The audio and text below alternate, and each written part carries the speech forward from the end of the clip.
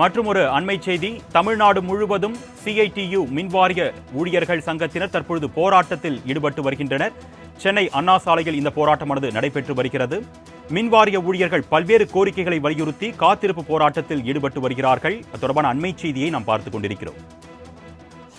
மின்வாரியத்தில் காலியாக உள்ள பணியிடங்களை நிரப்ப வேண்டும் உள்ளிட்ட பல்வேறு கோரிக்கைகளை நிறைவேற்ற வலியுறுத்தி சென்னை அண்ணா சாலையில் தற்பொழுது சிஐடியு மின்வாரிய தொழிற்சங்கத்தினர் தற்பொழுது போராட்டத்தில் ஈடுபட்டு வருவதாக தகவல் கிடைத்திருக்கிறது. அண்மை செய்தியாக பார்த்துக் கொண்டிருக்கிறோம்.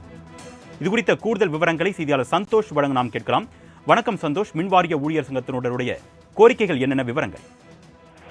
வணக்கம் அருணேஷ். சென்னையில் இருக்கக்கூடிய தலைமை மின் பொறியாளர் அலுவலகத்தின் முன்பு 20 அம்ச கோரிக்கைகளை வலியுறுத்தி மின்வாரிய ஊழியர்கள் காத்திருப்பு போராட்டத்தில் ஈடுபட்டு வருகின்றனர். குறிப்பாக இந்த போராட்டத்திற்காக முறையான அனுமதி பெறவில்லை என்று காவல்துறையினர் தரப்பிலிருந்து தெரிவித்திருக்கின்றனர்.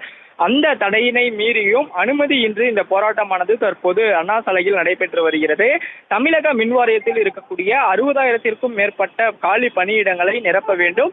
ஏற்கனவே 3 பிரிவுகளாக செயல்பட்டு வரக்கூடிய தமிழ்நாடு மின்சார வாரியத்தில் பல கூறுகளாக பிரித்து தனியார் மயப்படுத்தும் முயற்சிக்கும் நடவடிக்கையை கைவிட வேண்டும்.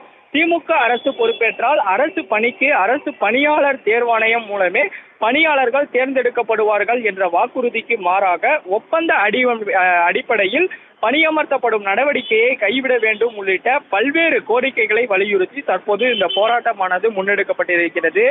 இந்த போராட்டமானது அண்ணா சாலையில் இருக்கக்கூடிய இந்த தலைமை மின் பொறியாளர்கள் அவர்களுடைய அலுவலகத்தின் முன்பு நடைபெறுவதால் அண்ணா சாலையில் பயணிக்கக்கூடியவர்கள் பெரும் பாதிப்பிற்கு உள்ளாகி இருக்கின்றனர். குறிப்பாக போராட்டத்தில் மட்டுமே. கூடுதல் விவரங்களுக்கு நன்றி சந்தோஷ்.